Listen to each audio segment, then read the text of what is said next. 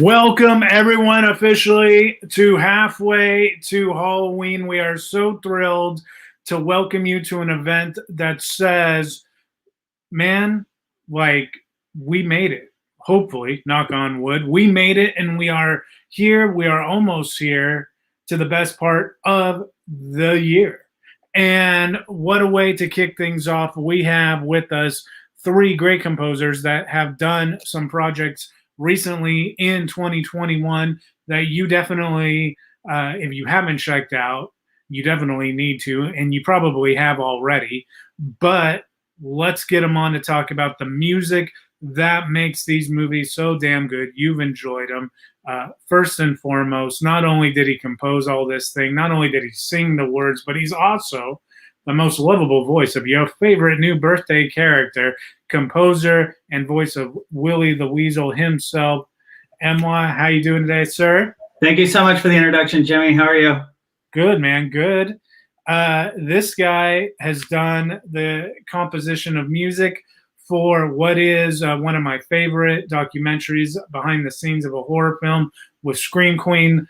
The story behind Nightmare Before Christmas 2, you know, is near and dear to our hearts. We were there when Mark kind of broke that to us. He also just did a really rad horror film called Dreamcatcher. Mr. Alexander Taylor, how you doing, man? Fine, man. How are you? Thanks for having us on. No problem. And a surprise, last but certainly not least, his new film is just out. I haven't gotten a check to check out anything but the trailer, but it looks just as good. To keep the trend up with this new, almost like streaming renaissance of horror that the pandemic has presented. I definitely cannot wait to check out the Djinn, composed by Mr. Mathew. James, how you doing, man? Hey, thanks for having me. How are you?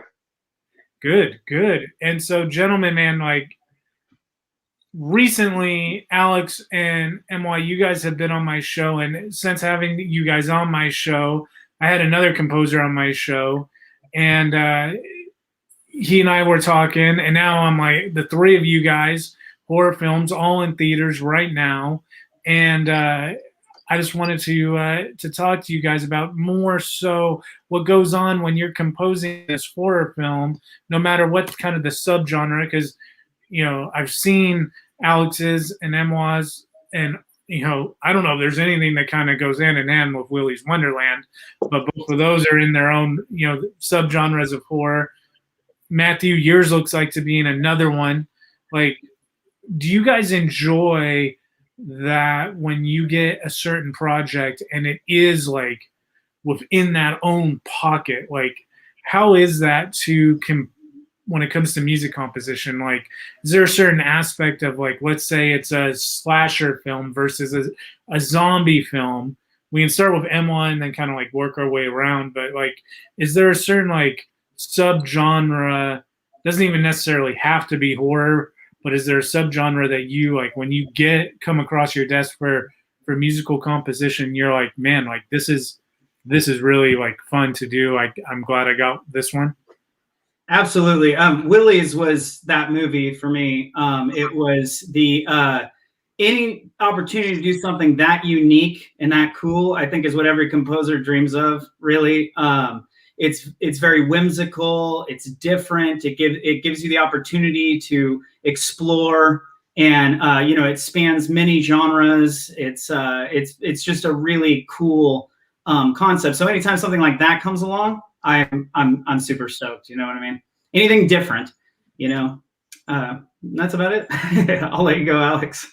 Yeah, well, I just love doing horror in general. It's my favorite genre as a composer. That's kind of what I've been kind of throwing all of my energy into. And the best thing about horror is because it's been around for so long. It's actually like one of the first genres of film. I think the first film ever made was it was a silent film about like the devil or whatever. So through the years, it's been such a giant tent of genres of horror movies, and that's why I like doing them, because there's so many different, like you can go into sci-fi, you can go into like anything from like Sleepaway Camp to Hereditary.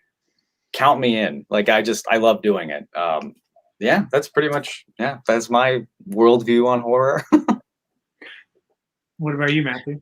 Well, as a guy said, what's interesting is there are so many subgenres and kind of spin-offs of the different kinds of the films and styles that it touches. I mean, like in 2019, I did like a tech horror, like a like Alex is saying, like a sci-fi kind of heavy-hitting thing that leaned more into the action kind of elements as opposed to overtly spooky. But we certainly had those like really dark, sinister, horrific moments. And then, for instance, with like fast forwarding all the way to today, which the Djinn came out last week. I mean, that's a straight up, it's a period piece. It's set in 1989, and you know what that's going to sound like. So it's, immediately thrown into that Carpenter-esque kind of synth, without shame kind of vibe. So it's interesting that it encapsulates so much, drama and suspense and thriller, and they're all in one. And I enjoy all the aspects of it.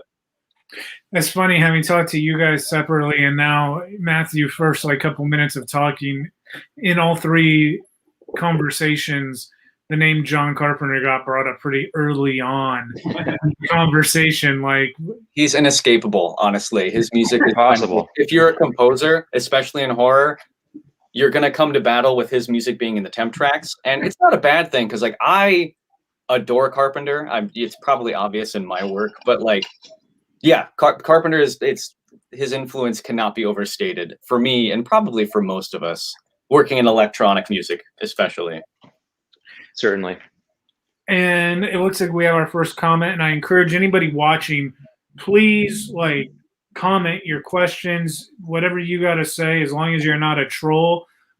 We are seeing them, and we will definitely get to them as the conversation progresses.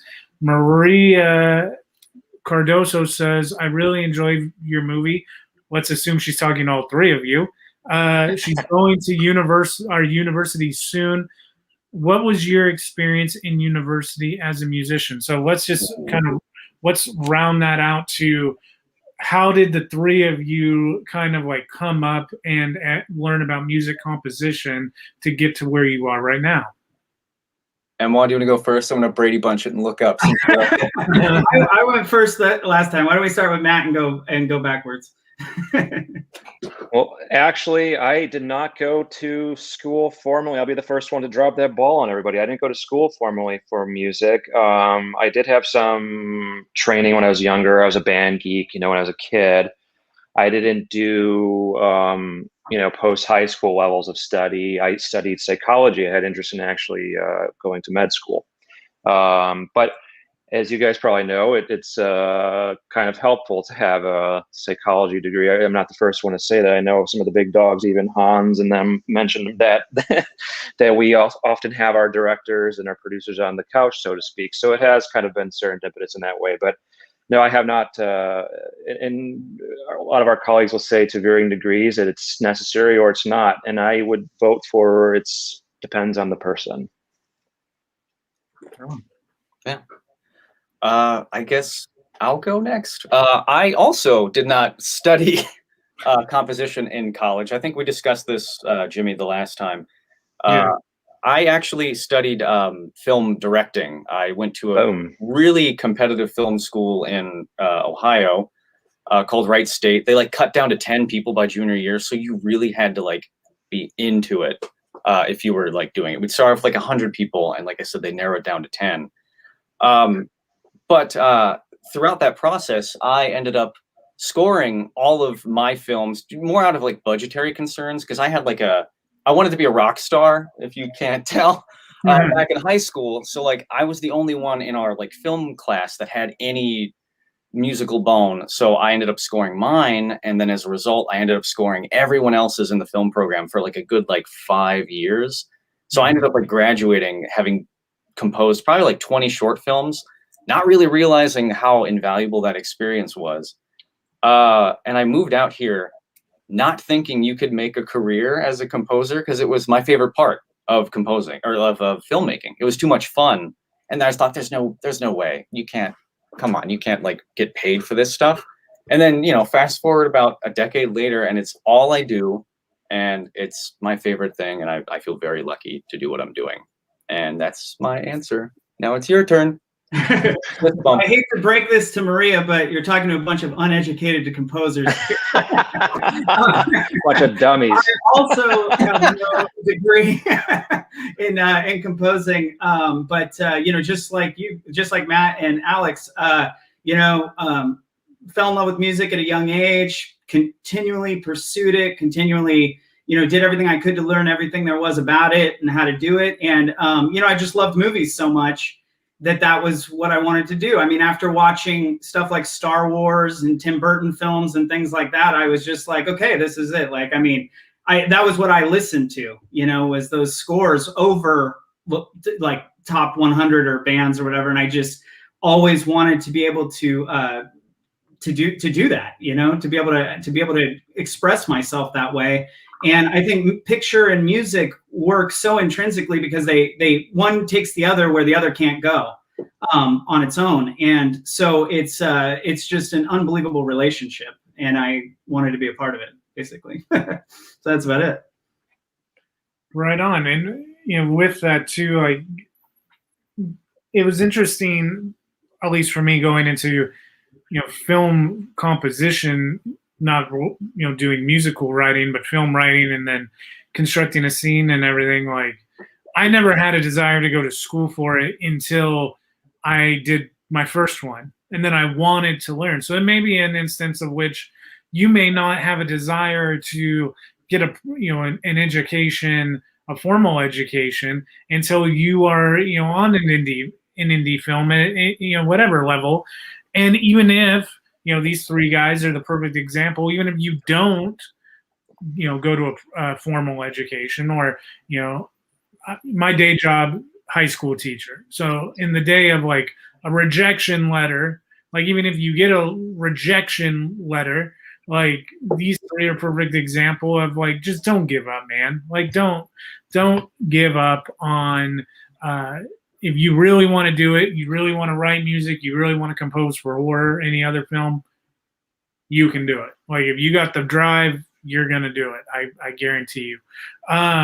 One of my production crew, honestly, just had a question in the chat. He's wondering, for you, Alex, did you prefer like straight up horror film versus documentary as far as music writing? Oh yeah, that's I actually have never gotten that question. I do like both. Horror is my jam, so to speak. It's what I like to do the most. But it's funny because I guess my most popular work is for a documentary. Now, while the documentary is about a horror film, it's not about a horror film. It's actually about the actor and what happened to him, like in the mid '80s during the AIDS epidemic. So it's actually a very serious score. I can't say that I definitely do prefer horror, but like I think the question is, how do I approach composing? Is that what it is? Approach composing for a documentary versus a film? I guess which one you prefer? Oh, I guess I prefer doing horror, but like if it's something that's like in the horror field, like I'm doing a documentary right now about the Paranormal Activity franchise. Actually, that's pretty cool.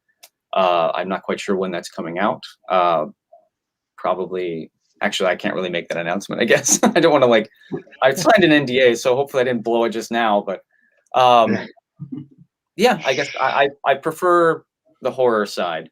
But the other question, it seems like it's how do I approach composing for a documentary versus a film, if I'm reading it correctly? At the end of the day, it's not, it doesn't really change because you're just trying to help tell a story. And so the process remains the same, I'd say. Yeah. Yeah. Matt, I gotta ask you, man, with your film that just came out right now, with the, kind of really pertains to all three of you, but I'll ask you, just because you are now coming out on the tail end, like this event is meant to really be, get us motivated, get us happy to be on the tail end, and hopefully excited where we can actually do a Comic-Con halfway to Halloween in person next year. But you're seeing this industry kind of open back up again. What was your experience like getting to do the Djinn, though, man? Like, that whole premise is one that it's like it's been done in certain ways, or it's been done in certain films before, but it's always kind of like one of those ones that it's like the stepbrother horror film where everyone kind of likes it, but they don't want to say it's the top, in their top. But you getting to put a new spin on this, how was it for you, man?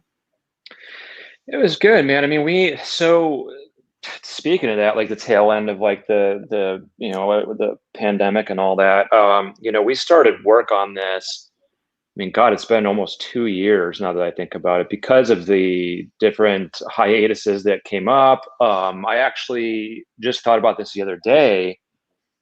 I mean, I delivered stems to the dub wearing a mask in my studio. Funny anecdote, right? So this was like last year, right when the shit hit the fan, and none of us knew what this thing was. And I'm sitting in the studio there, like, it feel like I should be like in Breaking Bad, attire or something. We're not sure what's happening, and if this thing is something that's like, sci-fi level where it's waiting outside of the stop sign, the roving gang of bandits ready to infiltrate your system. But it was a challenge as far as that went, to like, to try to make something fresh, because like everybody wants to, like, oh, we want to hear the synth sound, blah blah blah. But then you run into the peril of potentially being derivative of like, oh, as soon as anybody hears like, a monophonic synth that is remotely reminiscent of like an Arturia or an old Moog or a Yamaha series, they're like,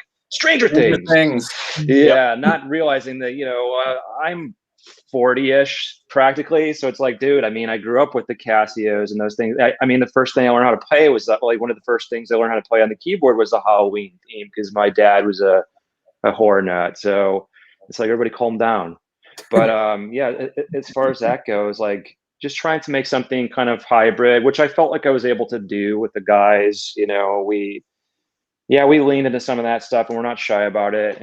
But most people seem to enjoy it as far as that went. But yeah, it's great to kind of be back. It's nice that I went and saw it in the theater, which is awesome. I mean, like, you really can't ask for more to see that your stuff on the big screen when it's like everything's been closed. So yeah, that's really great. Lucky for you, because you actually came out right when, because like I had my 4 biggest projects that I've ever done all came out in the last goddamn year, and I couldn't go to any premiere. I know you can agree with me with Willy's Wonderland. Yeah.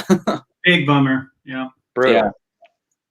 Yeah, like a Dreamcatcher or Willy's Wonderland premiere, like those are 2 films that scream amazingly dope movie premiere, and that, like, you missed out. Like, that sucks.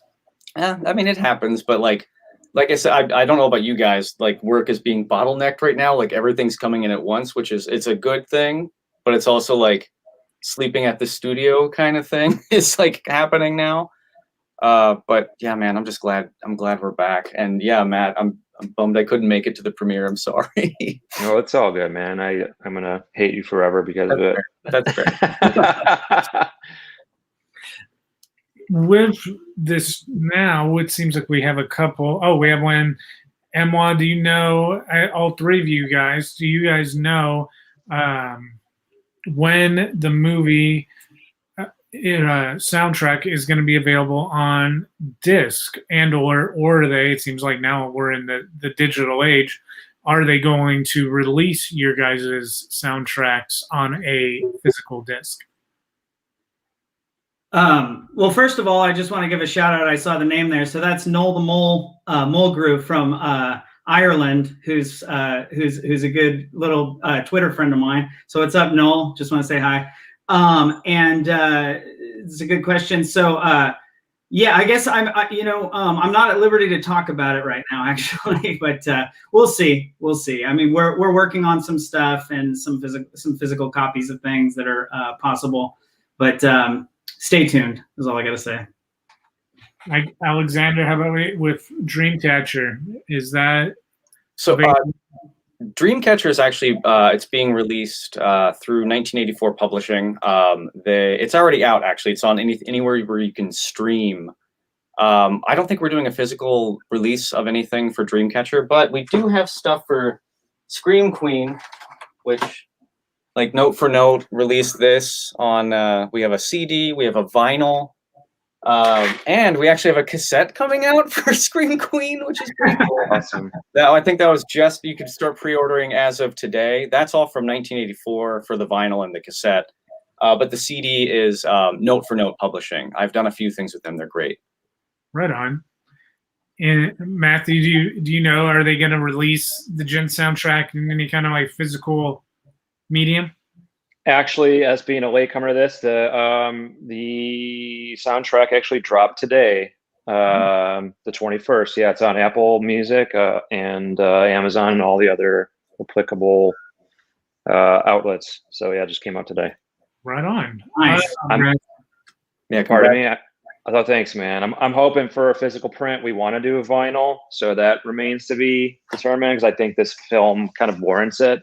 So yeah, it's all available on streaming and all the usual suspects. So thank you. Yeah, I'd love to get Willy's and the Djinn on vinyl. Both of you guys, also, I have listened to both of your work. Freaking congrats. I love it. I'm just happy to be on this panel with you guys. Oh wow, thanks so much, man. That's awesome. Thanks, man. Thanks for getting me here. Yeah. It's interesting to hear him say, I'm hoping to get it on vinyl. I'm curious, production side, that's one thing, with film that became like the huge, godsend for indie film production is digital film production, and not having to, for the cost of actual physical film, is insanely expensive. In music, just in that what he said, I'm hoping that we can get it out on a vinyl. The production cost of doing something like that, like, what are we talking versus the input of, I'm gonna hire a crew to put it out digitally on Apple Music versus I'm gonna hire out a team of people to produce this thing in compact disc or vinyl. Like, how big of a box office is that for a composer to get their work turned into that from, let's say, a release? Well, if you're lucky, someone will approach you and be like, hey, we'd like to work with you. We'd like to release your soundtrack. Right. Mm-hmm. And like when it comes to like a physical release, you usually have to get like an artist to do like cover art if you're not using a like the poster from the movie, right? Which I would usually recommend, because the thing about vinyl collectors, I'm one of them, is that like you like the whole feeling of exclusivity. So you kind of want like a piece of original art from the movie that isn't necessarily the movie's poster. That'll cost money, graphic designer, and then someone needs to specifically mix the music or master the music for vinyl. So you need to do that if you don't have that skill set. I do not have that skill set, so I always have to go to a couple other people. So I don't know. Sometimes it can run. I'm actually not quite sure what the price is. Luckily, I've never had to fork over the money to do it, but. Is that something with you guys too? With you guys making the film, the way that different companies will structure a contract differently. When you guys get to a certain level and you're signed on to compose a movie like that, like when you're signing on, I got to imagine you're signing the rights, yeah, looking at Emoi, just like I'm imagining when you signed on, like you're signing now, right? Like if they were like, you know what, we're not going to release the Willy's Wonderland soundtrack, you couldn't go and 5-10 years down the line and be like, you know what, I think I'm going to release that unless you bought the rights back from them, right? Most film is work for hire, so they own everything, and it's completely up to them after you hand over the masters. We got a question. How much time? This is another good one for the three of you. How much time did Willy's Wonderland? But we could say, Alexander for on average, and Mathew, you and the Djinn. How long did it take, Emoi, for you to compose Willy's Wonderland? Well, the bulk of it was about 2.5 months, which I think is pretty standard. The film was divided up into 5 reels, and each reel was 2 weeks turnaround. What made Willy's unique was obviously the pandemic brought a whole lot of, there's no music department on Willy's. So it literally, I had to do pretty much everything, as far as music editing, everything. And then also doing the songs, singing the songs, executing the songs, getting the recordings of the actors who also sang, getting that all together. So there was a little bit of an extra time there that was added on. But most of all, it was pretty much done within probably, I would say, about 3.5 months. But there was also just limited VFX staff and just limited staff to get everything else done. So things kind of dragged on. Edit changes happened later, than they normally would have. And so there was a little bit of that as we were just trying to navigate the pandemic. But typically, I think you have about 3 months to turn around a film, 2.5 to 3 months. Alexander? That pretty much covers it. Yeah, it depends on the project. Sometimes it's like a run and gun. Like you have just 4 weeks and that is it. Like you have to deliver stems and and you don't really have time to really think. Like you have to just use yourself. That is always a little more stressful, obviously. In the middle of one of those right now. But best case scenario, it's usually like he said, like about 2 to 3 months. 4 to 10 weeks is kind of what I like. Scream Queen was different. That was about like a 2-year process because it was a doc and it kept like getting re-edited and shuffled around until they found the story. We thought we had the story many times, so I scored several different versions of it, which is why there's tons of music just on the cutting room floor that is like, I probably wrote like 200 minutes of music for that doc. But it was a blast. That's my answer. Yeah, to add to what Alex is saying, Alex, remember when we should mention that we did I guess we can say it, Arkansas, which had to be done. It was I suppose it's appropriate to say that it was a rescore for the international because the distributors were not satisfied, I believe, as the story has it. And that was rewritten 30 some odd minutes of music in 4 days. Yeah, that was terrible. Yeah. That was like literally like he's talking about sleeping at the studio. That's probably the rarity though. That's like a super rarity.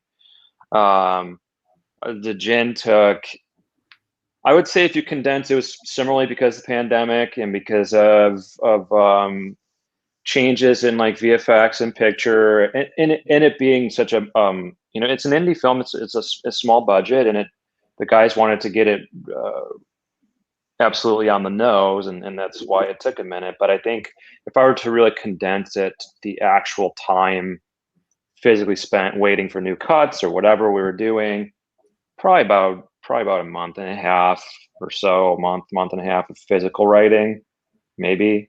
But it took us a year, to do the whole thing because it was like, oh, hold on, the world's ending. Wait, no, it's not.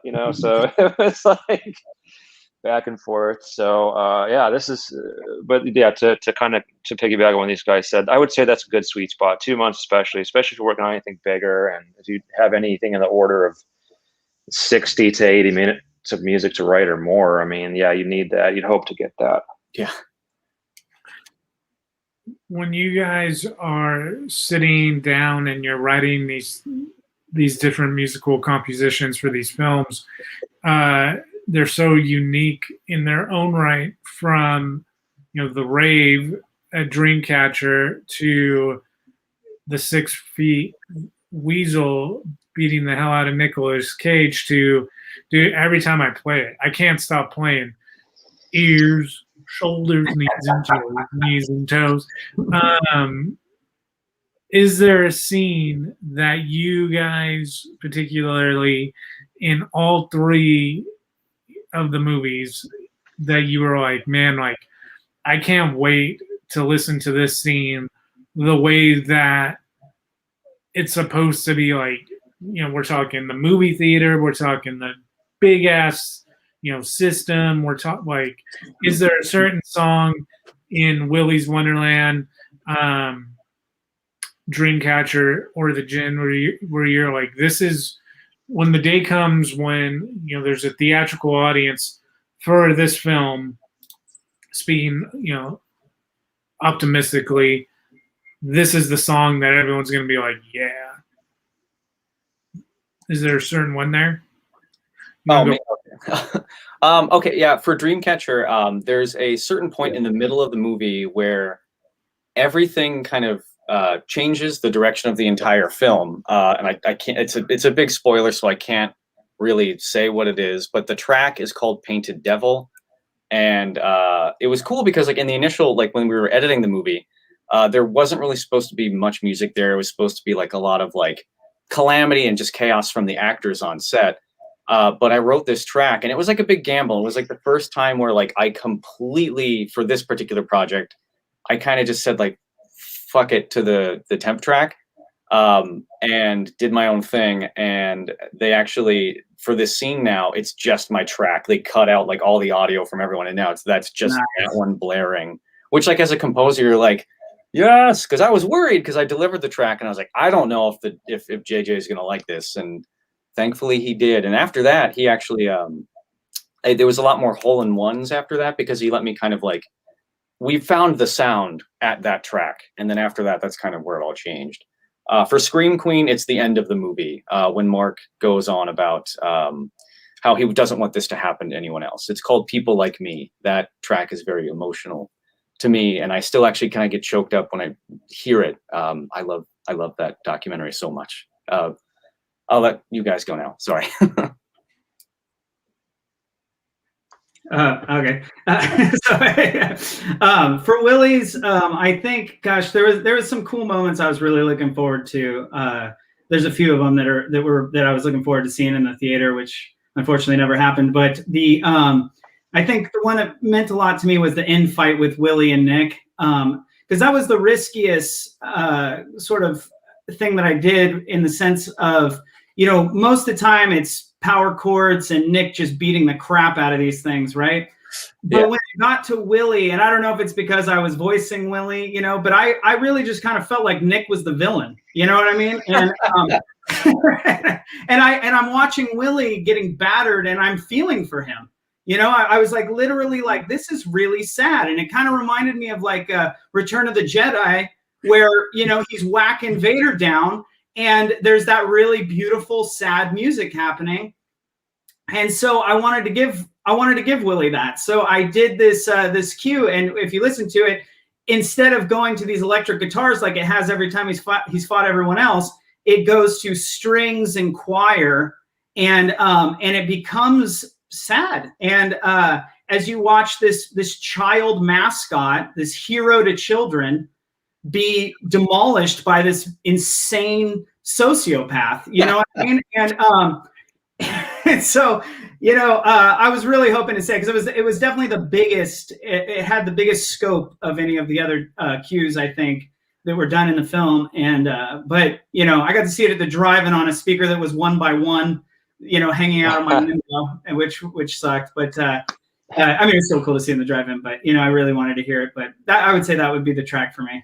What's the name of it on the soundtrack? Willy Weasel. Okay, yeah. Okay, I thought that was it. Cool. Yeah. I'm putting up the column now. I don't care what platform you're listening to this and or watching this. Looking dead in the camera. I'm take my glasses off so everyone knows I'm super serious. however you're watching this interview right now, if you are an artist, I want you to understand something. I want you to draw Willy the Weasel and Nick Cage in this scene from Return of the Jedi. You draw that scene for me. I don't care what your price is. You DM Horrific Network. That is something that needs to exist. Nice. The thing with this too. Oh yeah, it is. It's hard to point that way. Yeah, it is. You got me all off track with the damn Star Wars Willy the Weasel. Go ahead, Matthew. I'm sorry. No worries. I guess my favorite, especially since I just saw it, good refresher last night. There's definitely some oh shit moments, if I can say that.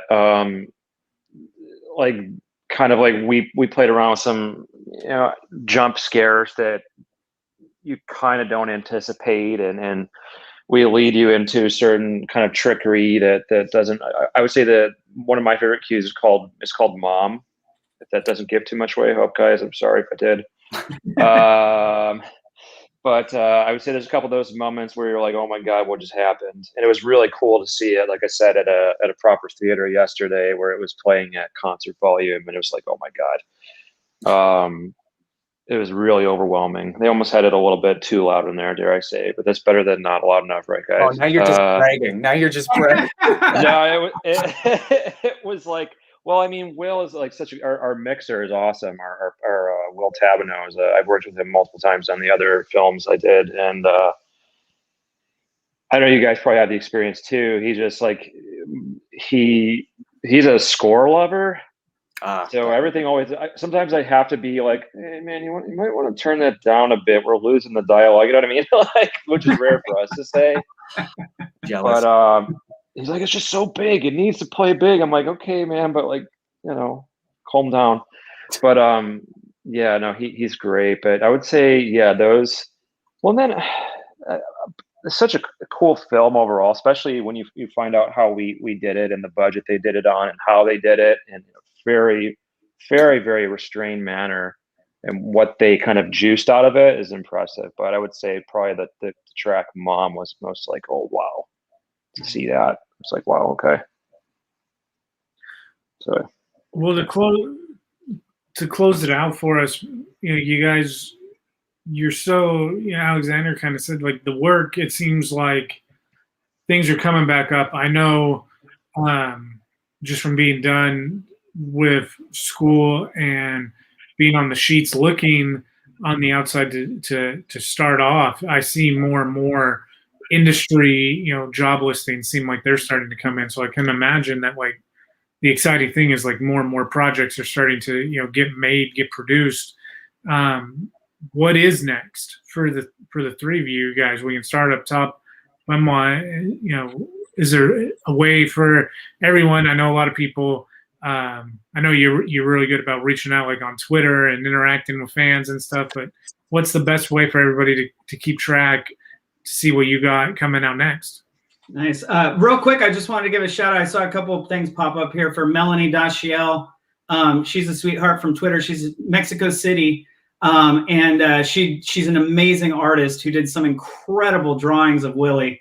And I just wanted to give her a shout out real quick. Besides that, I got to tell you, I don't talk about new projects, and maybe these guys can agree with me. I'm not sure, but it's my attitude that you have nothing until it's printed. Okay. Yeah, it's so true. So you can have 4 projects going. You can be attached to. You can be working on. You just never know with film, with commercials, with anything. There's just so many moving parts that I never even really told anybody about Willy's until it was done. Because it just is the way it is. So when it's printed, we'll know. But other than that, I have some other possibilities. But I feel like it's almost a jinx to ever really talk about anything, until it's printed. I actually, not to cut you off, Alexander. I wanted to ask you, man. You've done some work for like Roblox games or something. No, I did. If you look up Roblox's story, their big thing about their story, where the creator talks about it and all that kind of stuff, I did that video. It has several million views on YouTube now, but it's kind of a very electronic-y kind of backstory. It was a really cool little thing that they did. Yeah, that I scored for them. That is the thing that we're doing later on tonight. Actually, is a live stream through one of their haunted houses, and like the level of like game design. As far as I've always been like a huge nerd of like the sim theme park stuff, Roller Coaster Tycoon all the way up, and the level of game design is what they do on that server is something I'll never have the patience for. But their haunted houses all the way down to the different like soundtracks, it's pretty rad stuff, man. Awesome. Yeah, I'll send you the link if you want to check it out. It's called The Story of Roblox, and it was like not a documentary, but it was like a little film that they made about the story of it and the history and everything. And it's narrated by the owner who started it, and it was a really cool, well-received little piece. Yeah. Wow. Alexander, man, where can everybody take a look at what you've got coming out next? I'm always on Instagram, Alexander Taylor Composer. I usually post a lot of things about like the fun music stuff I'm working on too. Got a lot of films coming out that I have done, so I can talk about them. A short called Witch Hunt. The Rule of Three just premiered on Alter. Another film called No Filter I'm doing currently. I'm about to finish up this week. Unknown Dimension, the story of paranormal activity. That's the name of the paranormal activity documentary that I'm hopefully finishing up next week. And a coming of age sort of like queer vampire film from out of Australia called Sovam. I'm like halfway through that, and then I pick back up on that next month. So those are the ones that I for sure can talk about. But yeah, that's kind of what I have going on right now. Awesome, very good. And Matt, I know Djinn just came out, but do you got something coming out next down the pipeline?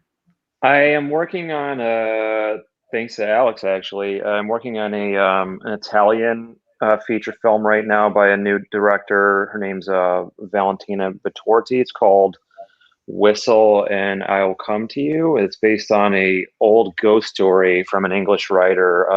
It's a period piece set in the 1900s, so it's a total early 1900s, turn of the century.